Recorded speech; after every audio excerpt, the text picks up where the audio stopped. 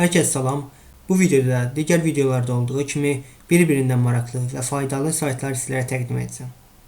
Videoya keçməmişdən öncə bütün herkes Ramazan ayının gəlişi münasibətilə təbrik edirəm. İndi isə keçək birbirindən faydalı 10 sayta. İlk təqdim edəcəyim sayt smallpdf.com saytıdır. Bu saytda istədiyiniz bir faili, dosyanı PDF formasından Word formasına və ya Word formasından PDF formasına çevirə bilərsiniz. Məsəl üçün PDF to Word hissəsinə daxil oluruq. Choose file hissəsindən istədiyimiz faili seçə bilərik.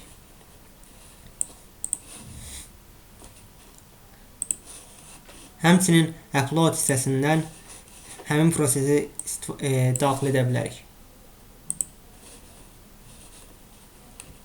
Çox sadə bir saytdır istifadə etmək üçün. Digər sayt ilovepdf.com saytıdır. Bu saytın da digər saytdan hələ böyük fərqi yoxdur, özəlliyi yoxdur. Amma üstünlüyü ondan ibarətdir ki, digər saytdan fərqli olaraq burada daha çox özəlliklərə malik olmaq mümkündür. Yəni daha çox özəllikdən istifadə edə bilərik. Məsəl üçün PDF to Excel, PDF to JPEG, JPEG to PDF, HTML-dən PDF-ə, həmçinin Excel-dən PDF formasına, PDF formasına PowerPoint formasına, PDF formasına Excel formasına çevirmək mümkündür. İstəsək, yəni PDF-dən Word-ə, Word-dən PDF-ə birinə daxil olaq, elə PowerPoint-dən PDF hissəsinə daxil olaq. Daxil olduqdan Select PowerPoint file hissəsinə seçəcəyik və istədiyimiz bir faili burada seçib istifadə edə bilərik. Yəni seçdikdən sonra PowerPoint-dən PDF-ə çevirəcək faili. Məsəl üçün digər birinə daxil olaq, PDF-dən Excel-ə daxil olaq. Burada da Select PDF file hissəsinə daxil olaraq PDF-dən Excel formasına faili çevirə bilərik.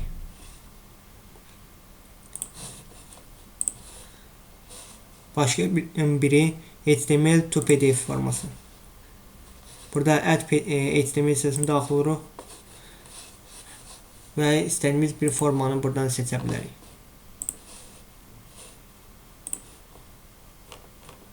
Həmçinin digər özəlliklərindən burada istifadə edə bilərsiniz. Digər üçüncü sayta keçək. Üçüncü saytımız da freepdfconvert.com saytıdır. Bu saytın da digər saytlardan hələ böyük fərqi yoxdur. Eyni özəlliyə malikdir.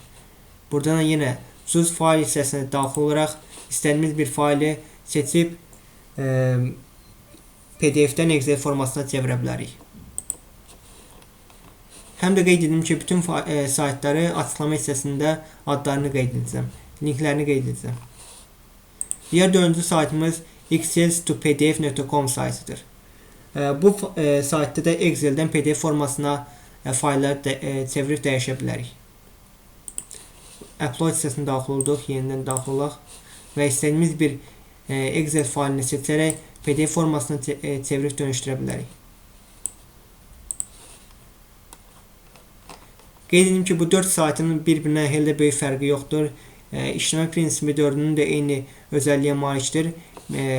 smallpdf.com saytında, ilovepdf.com saytında, freepdfconvert.com saytında, həmçinin excel2pdf.com saytında eyni özəlliyə malik olduğunu qeyd edə bilərəm. Amma bu dördündən ən daha çox özəlliyə malik olduğunu, daha çox istifadə edə biləcəyiniz birini ilovepdf.com saytı olduğunu görmək mümkündür. Digər 5-ci sayta keçmədən bir xatırlatmanı qeyd edim. Əgər bizim kanala abunə deyilsinizsə, kanala abunə olmağı unutmayın və videonu da like etməyi unutmayın. 5-ci saytımız daha bir maraqlı bir sayt olan bitly.com saytıdır. Burada uzun bir linkləri qısalda bilərsiniz. Yəni hansısa bir sosial şəbəkədə link paylaşdıqda uzun görsənməsi daha çabuk görsənməyə gətirib çıxarda bilir. Həmçinin pis görsənmə şəklində gətirib çıxarda bilir. Burada istədiyiniz bir linki əlavə edərək qısalda bilərsiniz. Məsəl üçün bu saytlardan birinin linkini daxil edək. Düzdür, bunların linkləri elə də uzun deyil. Yəni də misal kimi göstərə bilərik. Burada daxil edib yapışdır hissəsini seçərək və ya Ctrl-V hissəsini seçərək yapışdırırıq və sağ tərəfdə shorten hissəsini daxil olaraq qısaldırıq və kopya edərək istədiyimiz bir sosial şəbəkədə paylaşa bilərik. Və Misal kimi YouTube-a daxil olaq. YouTube-da bir videoya daxil olmayacağam. Elə YouTube-un özünə daxil olacağam. Kopyalayıram. Və bitly.com saytına daxil oluram.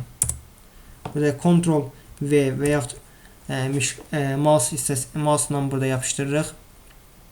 Sağ tərəfdə short hissəsini seçərək 2 saniyə qısalda bilirik və kopya edib istədiyimiz bir yerdə paylaşa bilərik. 5 dənə saytı çatdırdım. Digər saytımız 6-cı saytımız gonitro.com saytıdır. Burada try free hissəsini seçərək istədiyimiz bir PDF formasının üzərində dəyişiklik edə bilərik. Bildiyiniz kimi PDF-in üzərində dəyişiklik etmək elə də asan olmur. Bu saytın köməyi ilə istədiyimiz bir PDF-in üzərində dəyişiklik etmək mümkün olacaq. Aşağıya düşək. Necə istifadə etmək qaydasını həm sağ tərəfdə şəkil formasında, həm də sol tərəfdə yazı formasında qarşımıza çıxardır.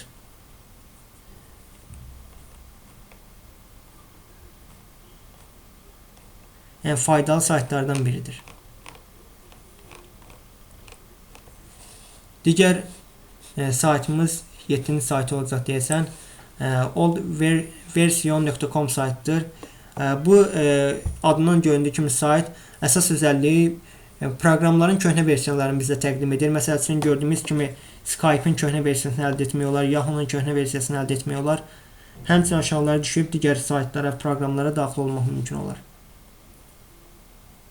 Yəni köhnə versiyalarını buradan əldə etmək mümkündür.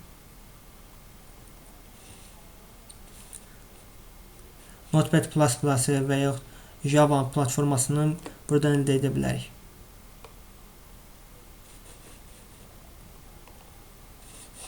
Digər 8-ci saytımız project.neptfan.com saytıdır. Bu saytın da əsas özəlliyi şəkillərin üzərində yazıları silmək özəlliyidir. Amma onu qeyd edim ki, birinci bunu Add-to Chrome hissəsinə daxil olaraq Chrome-a əlavə etməlisiniz. Chrome-a əlavə etdikdən sonra istədiyiniz vaxt istədiyiniz şəklinin üzərində yazını silə bilərsiniz. Məsəl üçün Add-to Chrome hissəsinə daxil olaq. Sağ tərəfdə göy yazı olan Ustanovic hissəsinə daxil olaraq bunu Chrome-a əlavə edə bilərsiniz. Və etdikdən sonra istədiyiniz bir şəklin üzərində yazılarda dəyişikliklər edə bilərsiniz.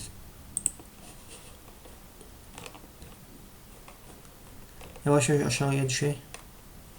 Necə etmək qaydasını aşağıda bizə göstərir. Necə işləyə bilərik.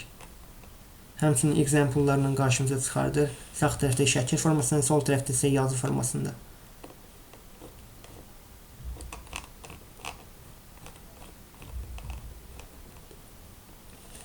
Digər saytımız haveibeenpwnet.com saytıdır. Bu maraqlı saytın da özəlliyi, əgər siz e-mailinizə hansısa bir hacker hücumunun olub olmadığını şübhələnirsinizsə, onu yoxlamaq üçün bu saytdan istifadə edə bilərsiniz. İstədiyiniz bir e-maili bura daxil edə bilərsiniz. Məsəl üçün bir e-maili daxil edək.